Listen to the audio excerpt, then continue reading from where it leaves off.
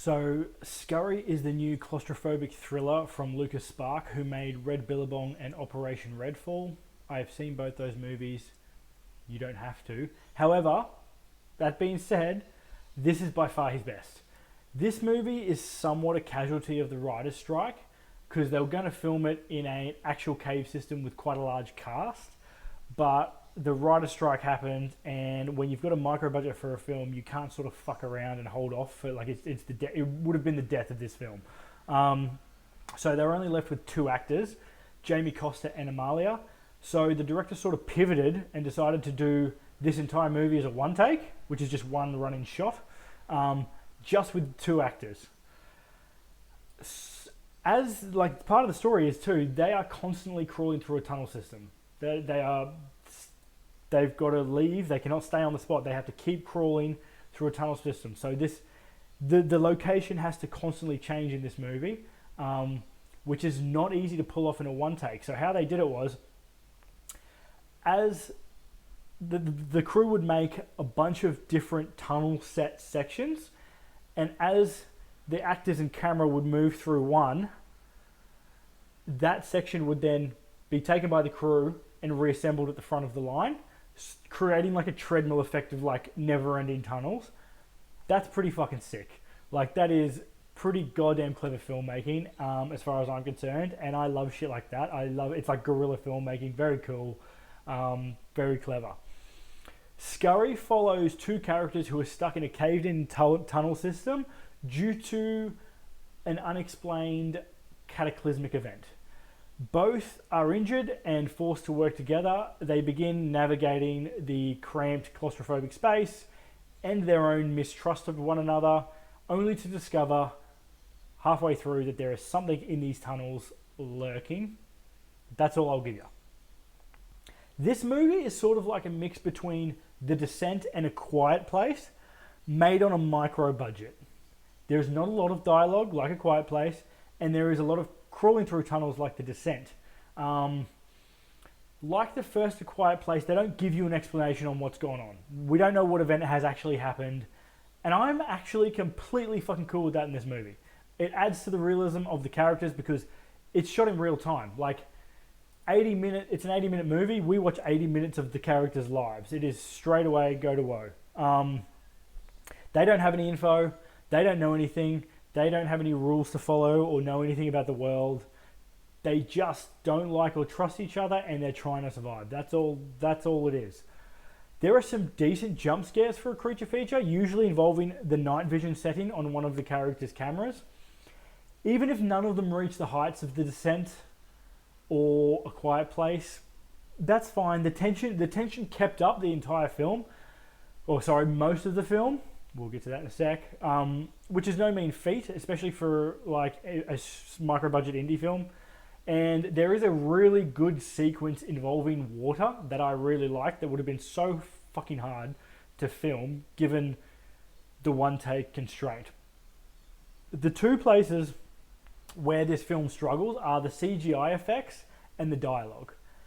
There are some effects used in this movie that, due to the budget, they just did not look good. Now, they're not the creature design. The creature design is actually pretty fucking decent. But most of the CGI pieces I didn't like, are to do with fire and flame. Some of it made me go like, yeesh, because it just does not look good. That being said, there's not that much of it in the movie, but just be aware of that going in. It's a fucking indie film with a tiny, tiny budget.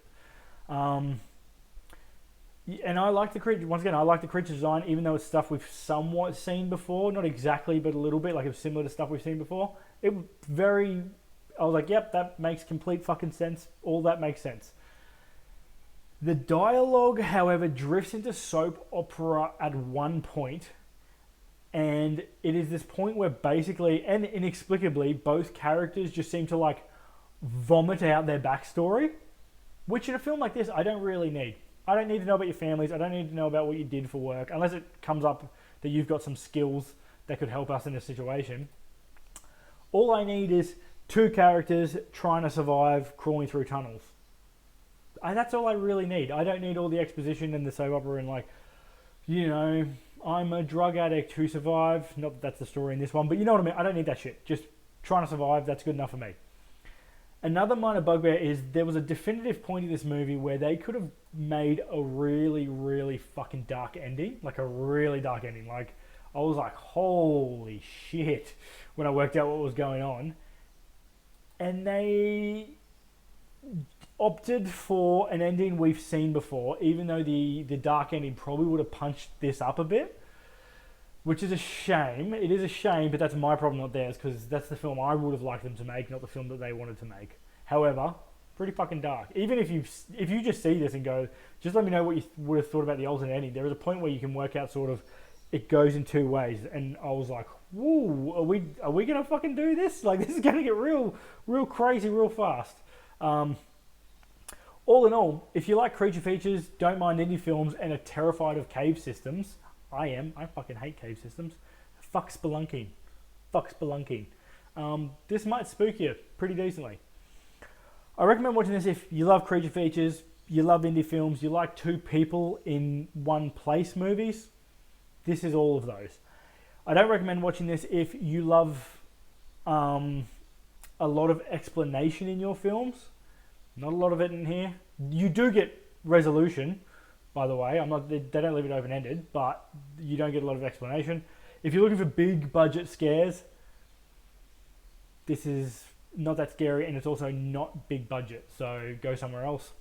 If any janky CGI sets you off, if you're one of those people that cannot look past that, fine, this is not the one for you.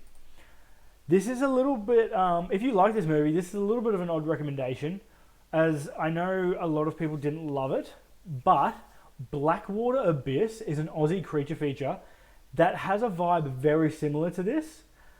It's scarier than this too. It's about a group of tourists who are trapped in a quickly flooding cave system by a massive saltwater croc. Even though it has its problems, if you're after like simple, claustrophobic, disaster creature feature, you could do a lot worse than Blackwater Abyss. I actually really like it. I used to be a support worker. I took some like early teen kids that I worked with to see it, and they had the fucking time of their lives. They were all like fucking white knuckling. So, you know, even though there's some janky CGI in that one too, it's a bit of fun.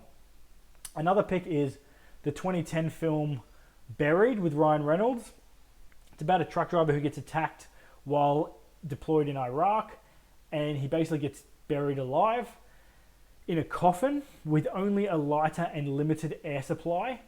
It's super claustrophobic. He's running out of air, so it's against the time. And honestly, it has some pretty tense bits in it, as well as some creative filmmaking like this one has. Right? Like, they shot the whole thing, it's underground. Like, it is shot underground. And, basically, sort of, they made the one side of the coffin glass so you can see what's going on. It's not a bad film. It's pretty fucking tense at parts. I remember really liking it. As always, thanks for watching, and remember, if you want to follow along with my Spooktober Watch Fest, I'm watching a new film to me, and reviewing it every day of October. So subscribe, hit the bell, that's the best way to keep up with that shit. Other than that, I appreciate the hell out of you guys for watching this. Peace.